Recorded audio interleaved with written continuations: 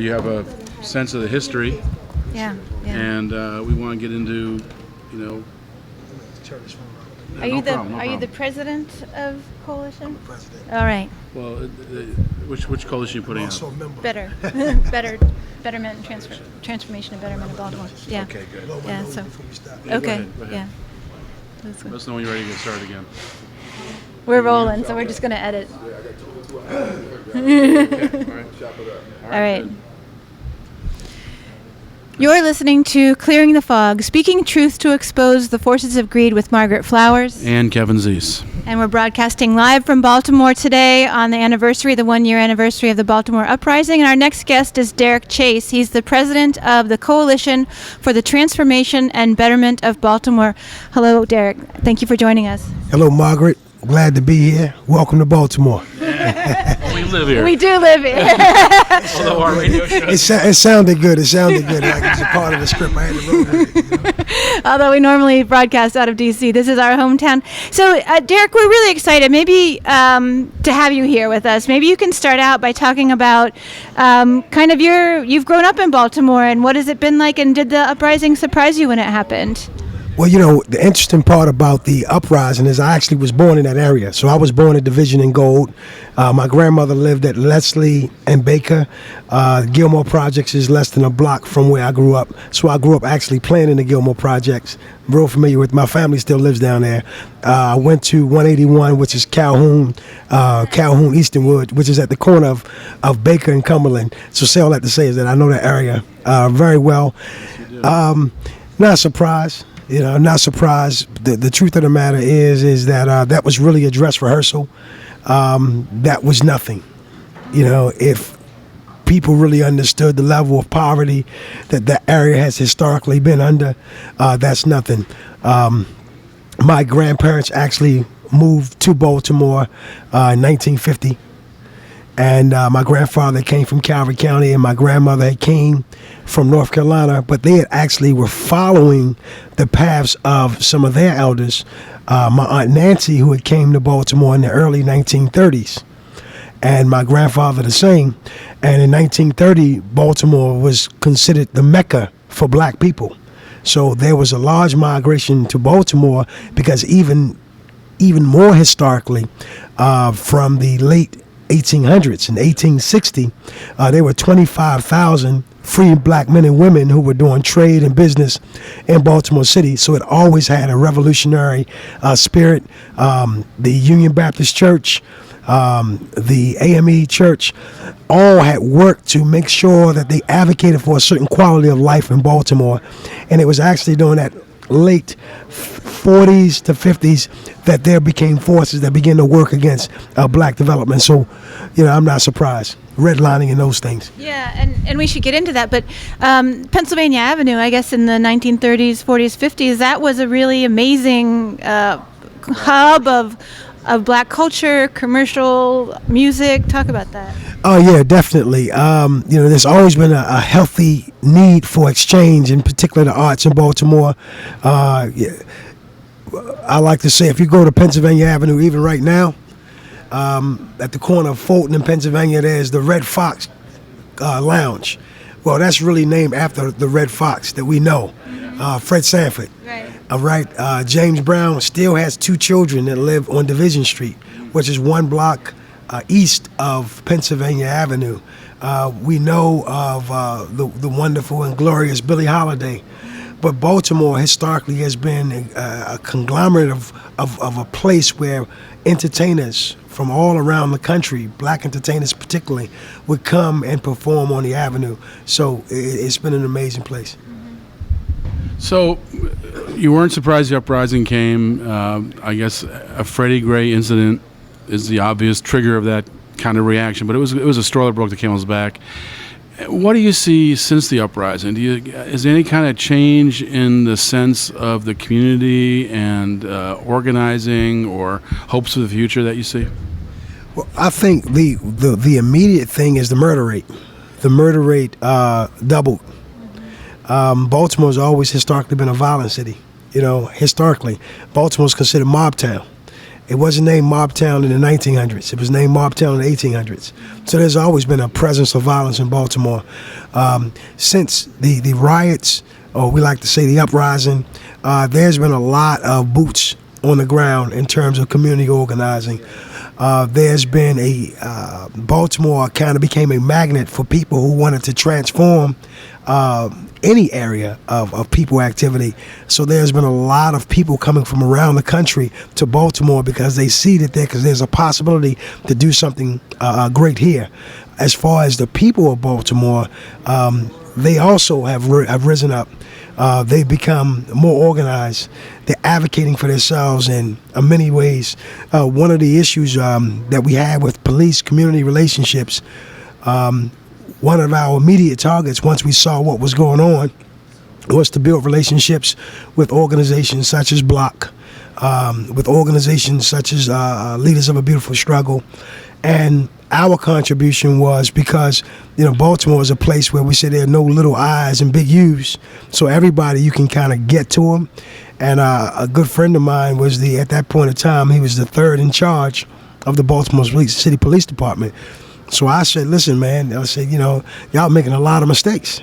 I said, how can we come together and begin to examine what you guys are doing so that we can ensure that these types of things don't happen? He said, well, Chase, we'll be willing to do whatever you need us to do.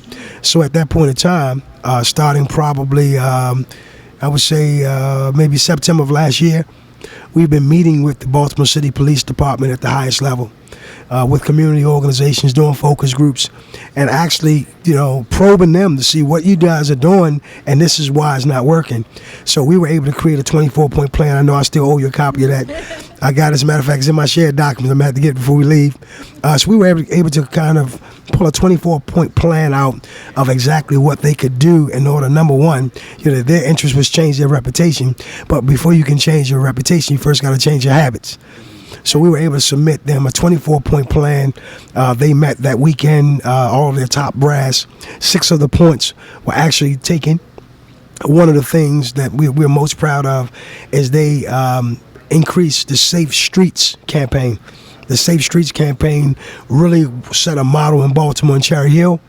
And in a place where, at minimum, they kill 200 a year. They've killed 200 people a year in Baltimore since 1971. So murder in Baltimore is really, we kind of immune to it. But in the Cherry Hill community, under the Safe Streets organization, they were able to keep the homicide rate down to 0. So anybody, it works. Well, Baltimore is controlled, we talked once before, by these 7 worlds. One of the worlds is the jail world. So when you understand the jail world and you understand the connection between the jail world and the streets, then you're able to, especially, murder is not as random as people think it is. People say, well, I'm scared in Baltimore.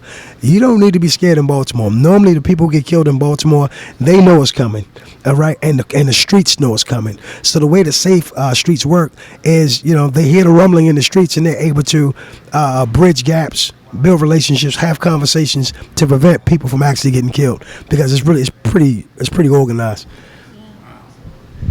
Well, that's just so intense that you could actually, by just knowing the community and who the players are and what the conflicts are, that you can have such a major impact on homicides. Wow. One of the things that people do not talk about in Baltimore is the impact of the global heroin trade. Baltimore is the base, the center of a global heroin trade. The estimate, of course, there is no tax documents to prove what I'm saying, but they estimated that on the street level in Baltimore, it's about a $1.4 billion industry. So we begin to look at heroin in Baltimore as a business. It was clearly the number one employer of my friends growing up. Between the ages of 14 and 21. I worked at McDonald's. It was 2 of us that worked at McDonald's. The rest of us got our employment for the heroin trade. So it's an economy. And whenever there's an economy, there's different levels of management. There are rules, there are regulations, there's accountability.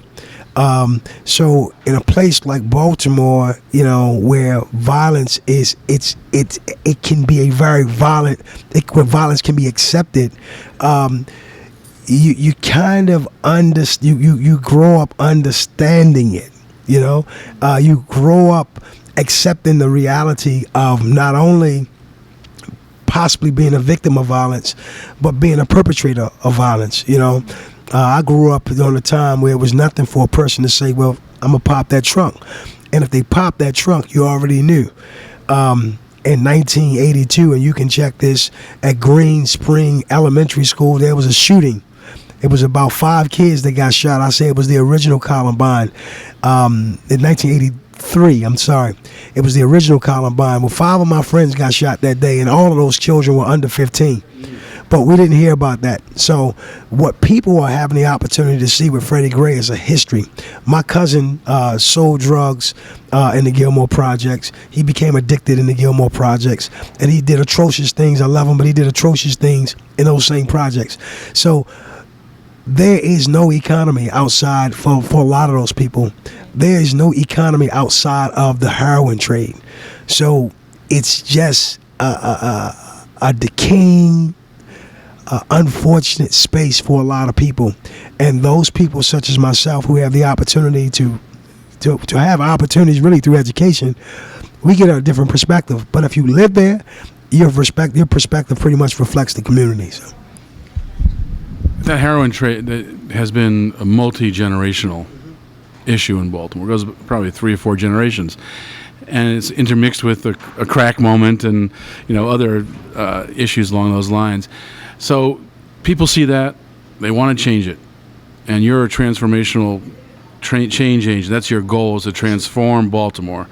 So give us a sense of what your vision is for transformation and how you see Baltimore. What do the people of Baltimore have to do in order to make that change happen? I think first and foremost, Baltimore has to accept itself. It has to accept itself. No change begins without accepting your strengths and your weaknesses. One of the things that I love about what's happening now is so many people are coming from so many different places who are not as damaged, and when you are not as damaged, or you're coming from a place of strength, you can look around and you can help somebody who is damaged. So Baltimore is a damaged place. The spirit of Baltimore is a damaged space. So one of the things that I would like to do is, and I'll say this even before then, but even within that being damaged, there's still a fighting spirit, because there's a revolutionary spirit that's always been present in Baltimore. So one of my strategies is to connect that old revolutionary spirit with the new movements of people who've come here with transformative ideas about people and how to transform people, and to put that together in some strategic way where we, in essence, get control. I'll be honest with you, as we going on the record, where we can get control of the municipalities and be able to use the resources in a manner that's more responsive to human needs and not responsive to just business needs. Not that business is not important, but if I had to measure which one was the most important, I'll take family, I'll take children, I'll take love over money any day. And I think that here, in a place where you can overlook people because of the history of poverty, because of the history of race, you don't have to respond to those because they're not organized enough to fight against you. So our major strategy is to organize. We want to organize on a community basis, and we want to centralize power in the community. We want to help develop and cultivate power in the community. We want to develop leadership in the community. We want to find out what the community has. We don't want to replace this community with that community. The people who live there own it. You have a responsibility. So a big part of what we have to do, one of our major challenges, is to get people who have historically not owned their communities. And I don't mean own in the standpoint of money. I mean just not a sense of that this is mine, taking responsibility. No, you got to take responsibility. Everything from a blade of grass that's not being cut to trash in your alley. Nobody don't have the expectation for anybody to change that reality but yours. Now, the truth, yes, there is a municipality that's responsible for trash pickup. Yes. However, the first responsibility lies on the people in that community. So it's more of an identity thing. Getting people. One of the things we love about Baltimore is that we love our Ravens, we love our Orioles, we've been the underdog for so long.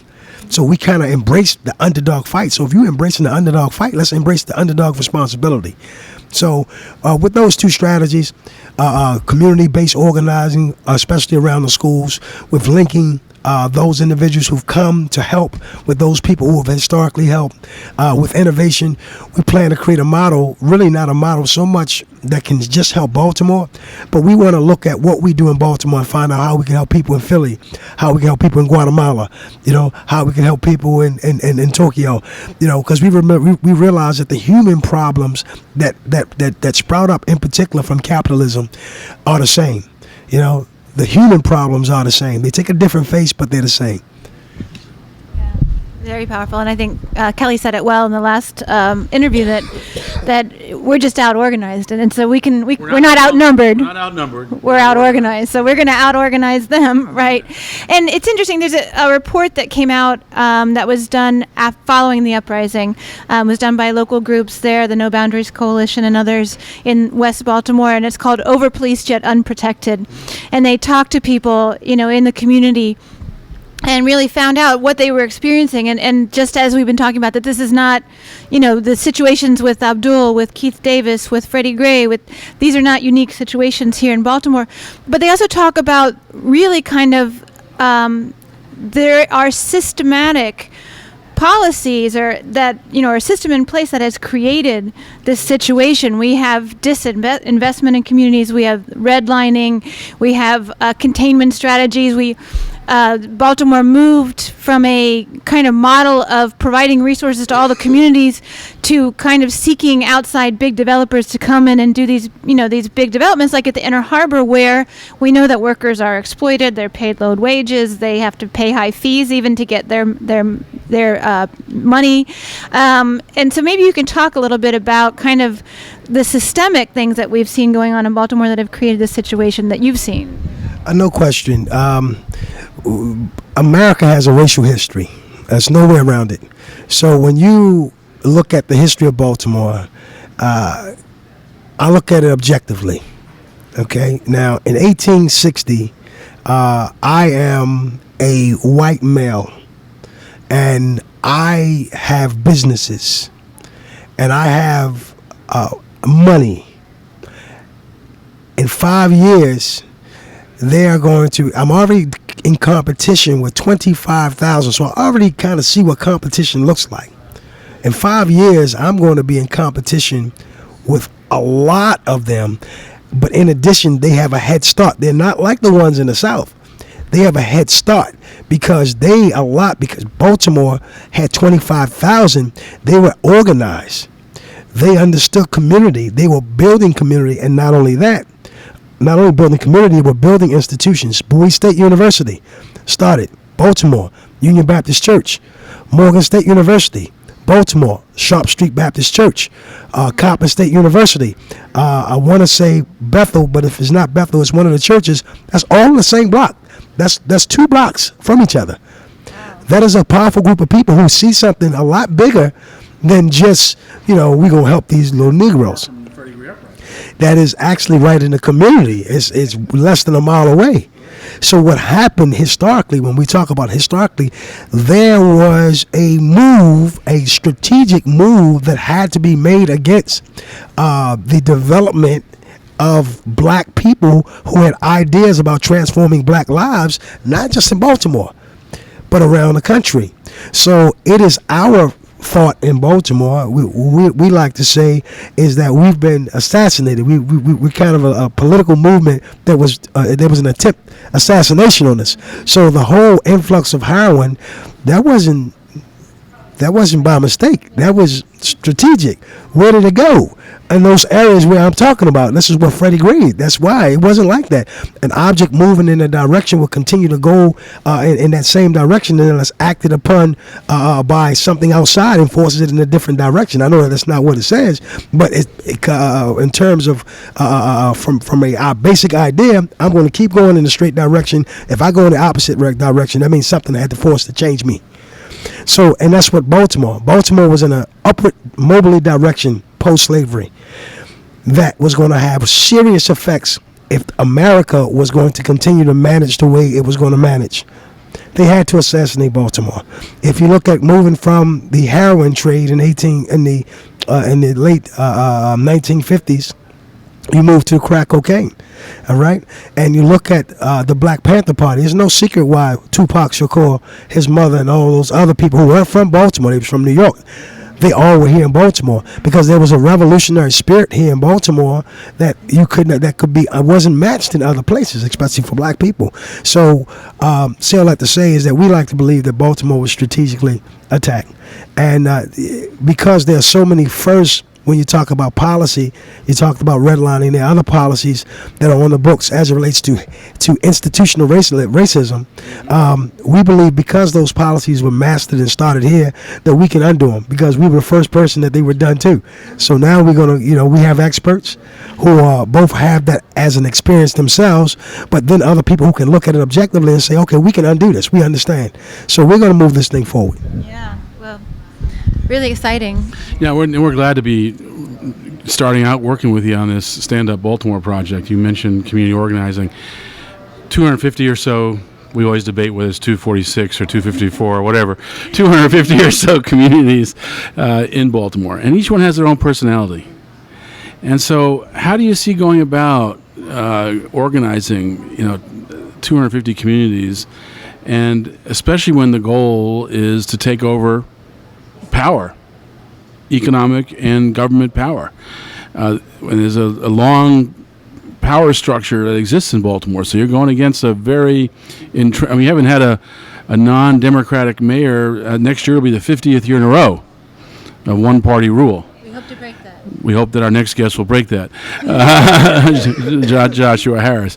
It was also part of Stand Up Baltimore. So how do you see that kind of organizing going forward? And how do you see getting those people together, working as a political and economic force?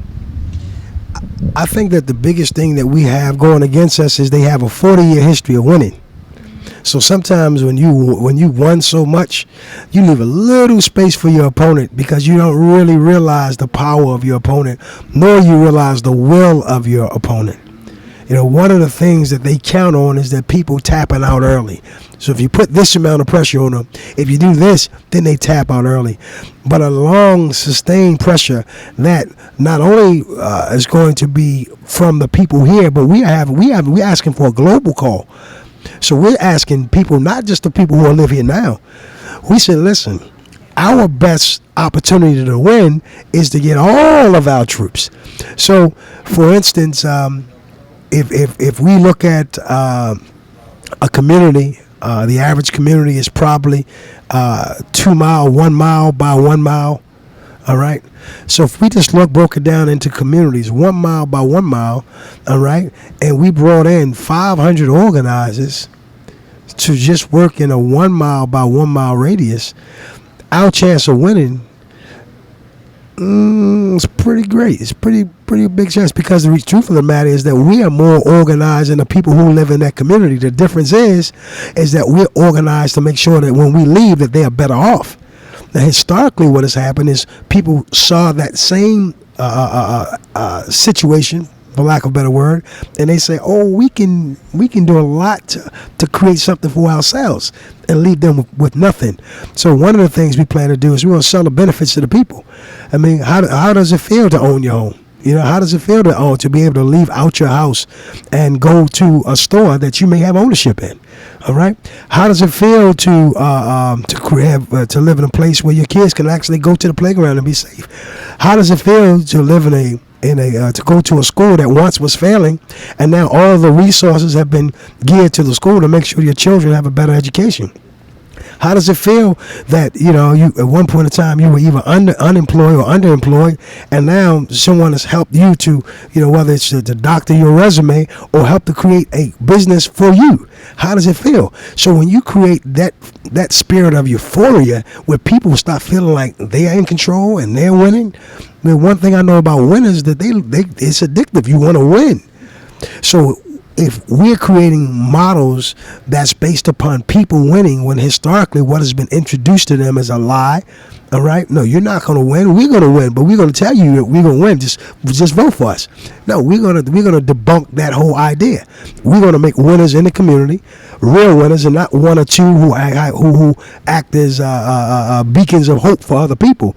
No, we want the whole entire community to win. So when we go to a door-to-door, boots on the ground strategy that's based upon the needs of real people, was based upon, we do a SWOT analysis of real households, we're going to be able to produce a team on the field that I don't think that our opponent, I don't think that he's willing to do those types of things.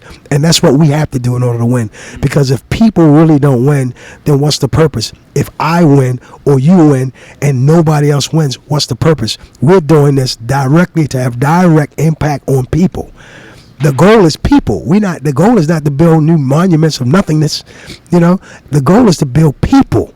So whenever you move with that level of spirit, whenever you move with that level of organization, while understanding economics, all right, while organizing and creating common spaces and common economic processes where multiple people can win, creating win-win situations, that's addictive.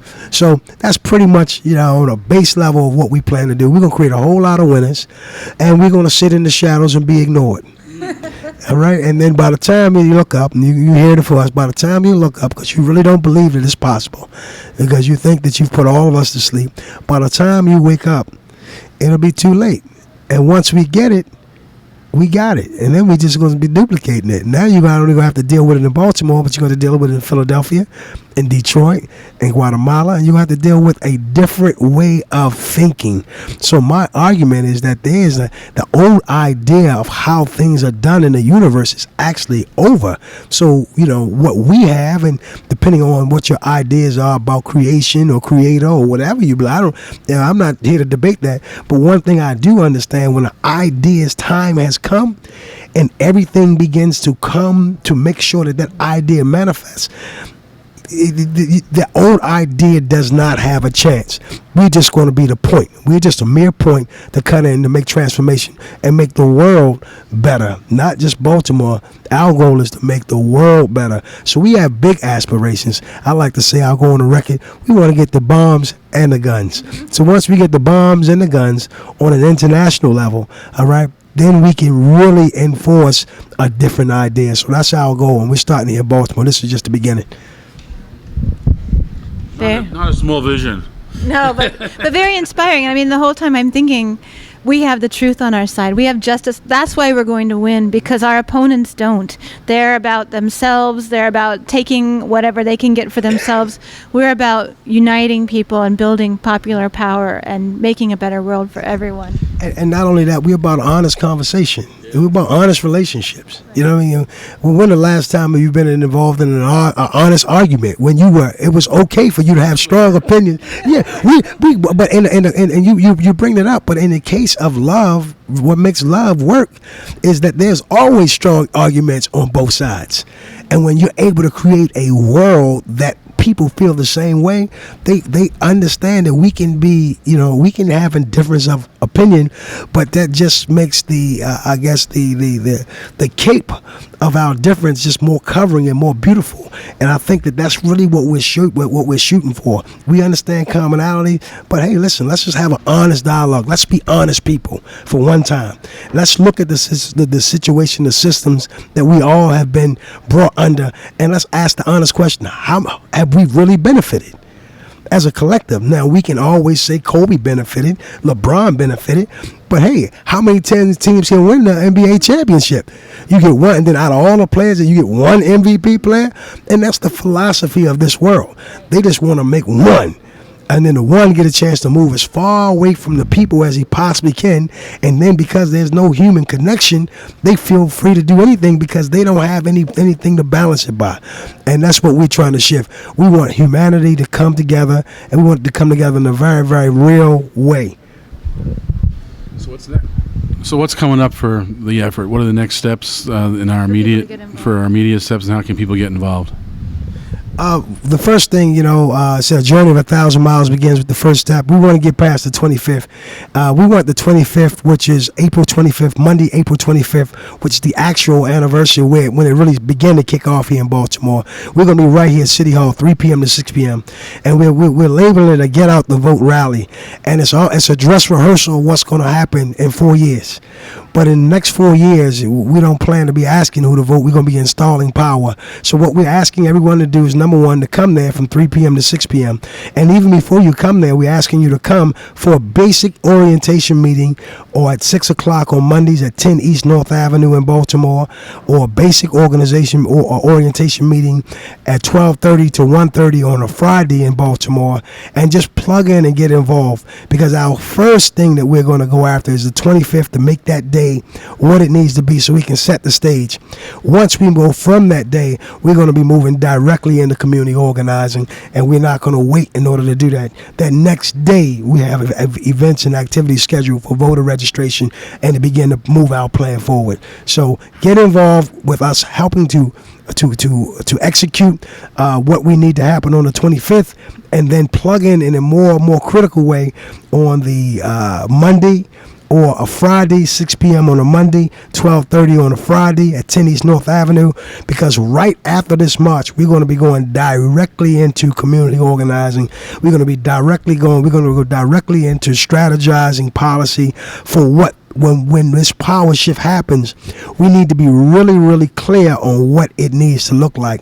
So we're going to be moving on that immediately.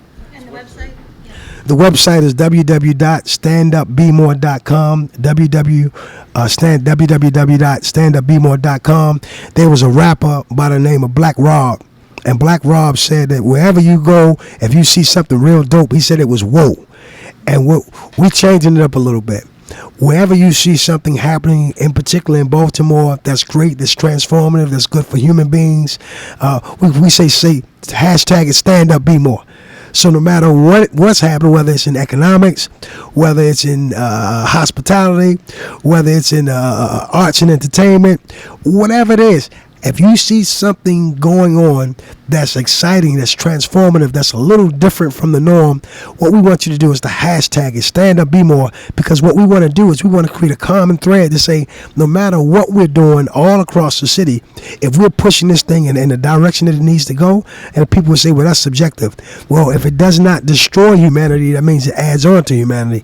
So we won't try to get into a long debate about that, but we want to hashtag it, Stand Up Be More, and just create a united front against all the different things that we're going to have to come up against, in addition to the things that we're going to have to do. All right. Yeah, beautiful. Thank you so much for your patience today and taking time to be with us. We really appreciate it, Derek, and I hope you feel better. So we're next going to bring up our final guest, which is Joshua Harris. He's